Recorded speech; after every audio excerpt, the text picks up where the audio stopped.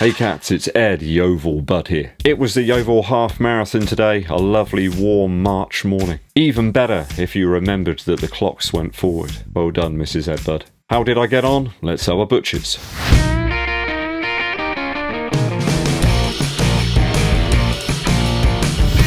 Thanks for joining me on the channel, people. It's always appreciated. If you haven't done so already, you know what to do. Hit that subscribe button and click the bell below for notifications when I roll out those new videos for you. And you can give this video a thumbs up like and share it with your running buddies too. Go on, young, get in there. Yeovil Half is a very hilly affair, and I was reminded of that today. I think it's about 700 odd foot of elevation over the 13.1 mile trek through Yeovil, the town centre, 9 Springs, past the Leonardo airfield, and through the beautiful gardens of Montacute House. Clocked in today at 1 hour 33:33. You know I like 33, so I managed to get it spot on. What are the odds? What are the odds? Larry Bird, 3-point shooting all the way. I even managed to get some trash talking in as well at some point. So a little off my prediction of 1 hour 32. But I can say, heart on heart, that I put in max effort here without a doubt. Heart rate across the run, logged from my Garmin Instinct 2 watch, was very, very consistent. 157 average there from the trace.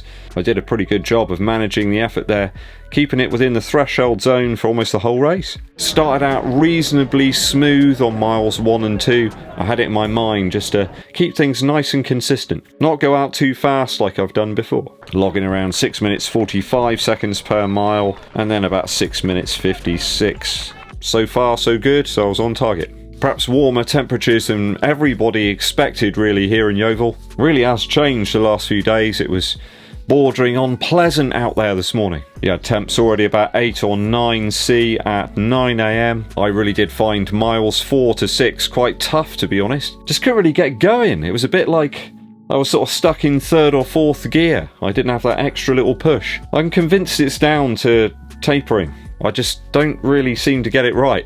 I know before at the Bristol half I really smashed it, and I'd done a gig before. I wasn't well rested in any way, but I found it so much easier to run on the morning of the race. I latched onto a couple of runners there to pull me through that section, through 9 Springs and up to the airfield portion of the race. There's a climb there on the Bunford Lane section of the course, and I noticed a few runners really finding that quite tough. You've got a nice flat sort of section for maybe like 3 miles or so, and then suddenly you start to climb up and people dropped away there. Just try to press on really, not far off target speed, although I knew it was going to be rough later. I knew that there were going to be some challenges ahead of me, so to coin a phrase of Arsene Wenger, I suppose, running with the handbrake on a little bit. The sun was out in full glory round about then, and thankfully the race organisers did have some water on hand if people wanted to grab it quickly. I think it was going to become a little bit unpleasant for some people if they couldn't grab some water, so I was really, really happy that that was the case. Mile 6 continues the climb to Bluebell Road before you turn off to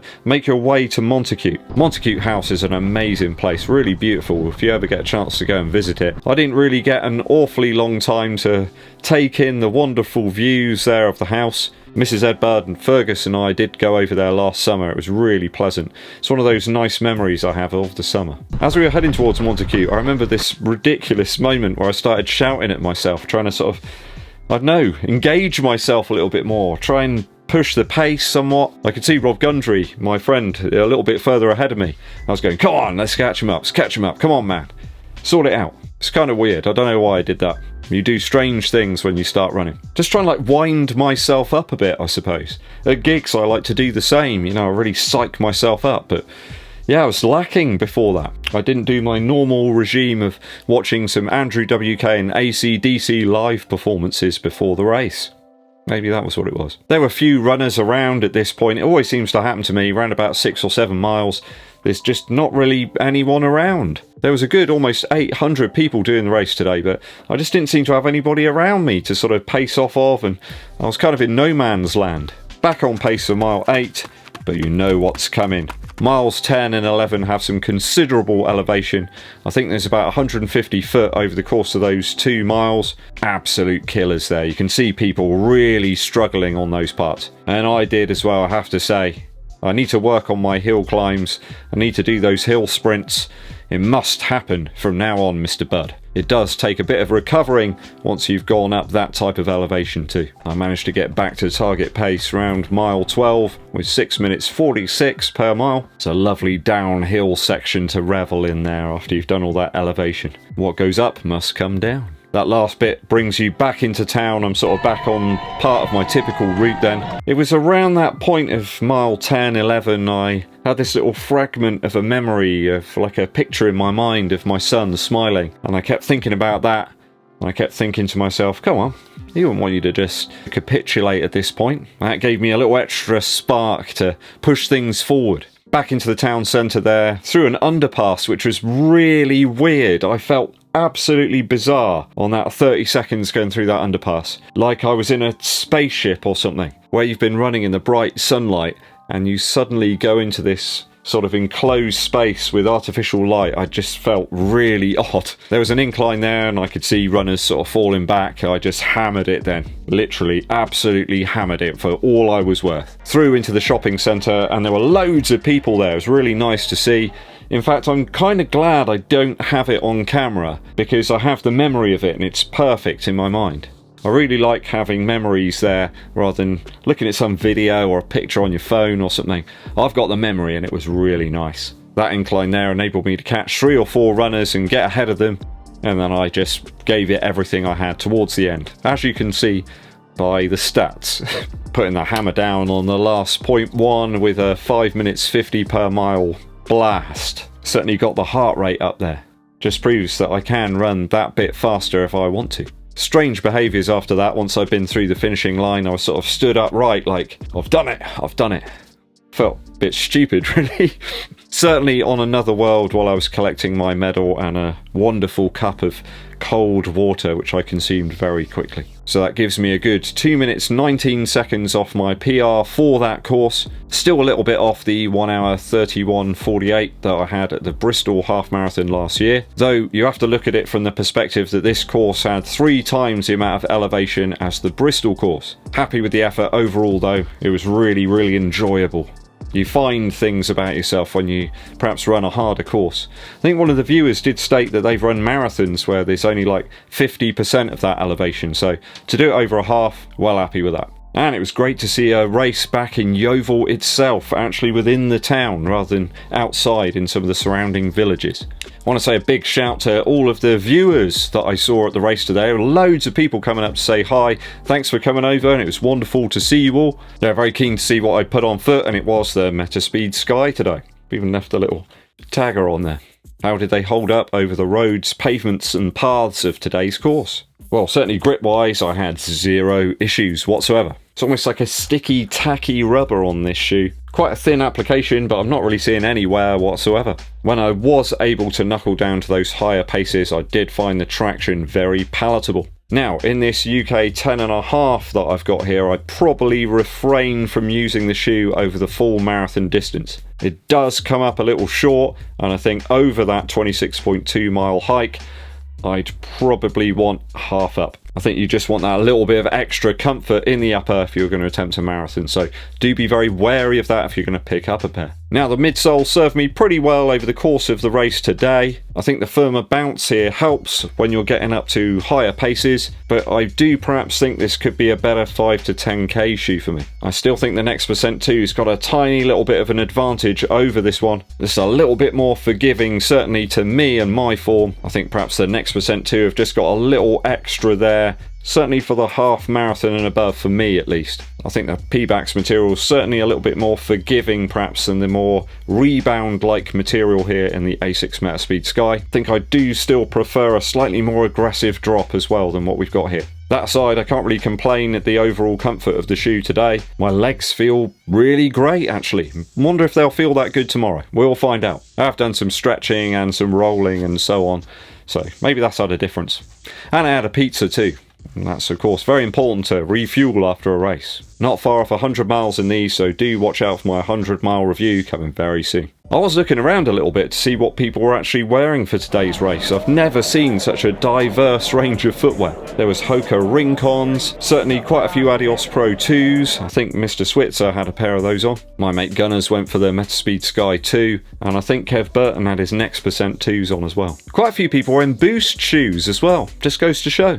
You can still hammer out some fast miles wearing one of those. And of course a sea of Alphafly Next Percents as well. There were loads of people with those. You can kind of hear when somebody's got one of those on. Wow, the big one that I did see loads of people wearing today was the Tempo Next Percent. I know Mark Burton really loves his pair. He's got loads of miles into those and they're holding up very well. So it's really interesting to see what people were wearing for this one. Don't know if certain shoes maybe give you a little bit of an advantage when you're going up hills. If that is the case, then you've got to get it spot on for the Yeovil Half Marathon. Bring on the 2023 version. I'll be ready. Hopefully my legs will by then too. Did you race the Yeovil Half Marathon or any other events over the weekend? Let me and the viewers know down below. Musical interlude time. My son only eats his dinner if we play him Octopus's Garden by the Beatles right now. That's got me listening back to Abbey Road. What a great album. I think perhaps one of the greatest things about this album is that medley of tunes that you get later. Me and Mr. Mustard, Polythene Pam and She Came In Through the Bathroom Window are just fantastic songs. They're almost blueprints really for lots of indie rock and alternative music that we have right now. Polythene Pam was clearly very inspirational for someone like Liam Gallagher. I think there's elements of Paul Weller type stuff in there as well. Golden Slumbers is a beautiful song as well. One of the Beatles' best, I think. Just the way that Paul McCartney sings, and I shall sing a lullaby. There's this wonderful gentle sincerity to it. I really like Maxwell's Silver Hammer as well. Bang Bang. Perhaps some of you have never heard the album before. I'd be surprised, but if you haven't, go and check it out. Abbey Road by the Beatles. Right, I'm going to go and eat some more pizza now and rest. That's what I need to do. I need to do some serious resting. Thanks for tuning in, cats. Always appreciated. If you haven't done so yet, subscribe and click the bell below for notifications of when we roll out the new videos for you. Give this video a thumbs up, like, and share it with your running buddies. My name's Eddbud, and I'll be seeing you.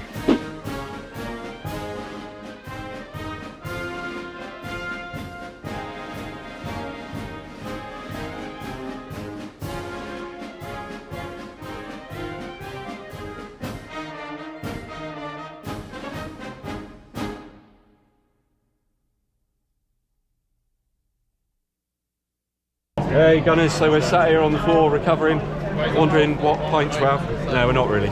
We might do later. How'd you do then? 1:33.11, of course PB by a minute. He got me by a good 20 seconds or so. I managed to keep Gunners in my sights though, most of it. But we both agreed, didn't we, that that hill, it doesn't get any easier. Yeah, definitely. No matter how many times you go up there, it's a tough one. Like coming through the finishing tunnel, it's just like a tunnel, isn't it? I quite like that bit, but because the terrain's so different, you suddenly feel as if you're sort of almost bouncing. That's what I found. How did you find it, Gunners? Hard. Just trying to cheer you on, you just want to go faster and faster, but your legs just can't keep up. Yeah, the juice has gone out of the legs by then. It reminds me of Wipeout from the PlayStation. yeah, it is like that. I remember that game. Yeah, we're about the same age, aren't we? So we'd remember that, playing it when we were younger. We were then. Nice one, Gunners. Cheers, Ed. Hello guys. Now I see this gentleman most days walking his dogs. Is Tim. He's been running the half marathon today here in Yeovil. So how'd you get on, Tim? 2 hours. Fantastic, brilliant stuff. Yeah. I'll tell you. What about yourself? 1:33. What? So happy with that. Effort. Yeah, doing well. You weren't tempted to bring the dog then? No, I don't think she'd make it. It was warm, wasn't it? Oh man, yeah. What was our toughest bit for you, do you think? I think probably that up and down a bit just after Montacute. That was a bit. Yeah, Balls Hill they call that. Right, okay. Yeah, it's tough there. No matter how many times you go up and down and practice it, that one is hard. No, it's good to see you, Tim. Yeah, you too, buddy. Well done, mate. Take care.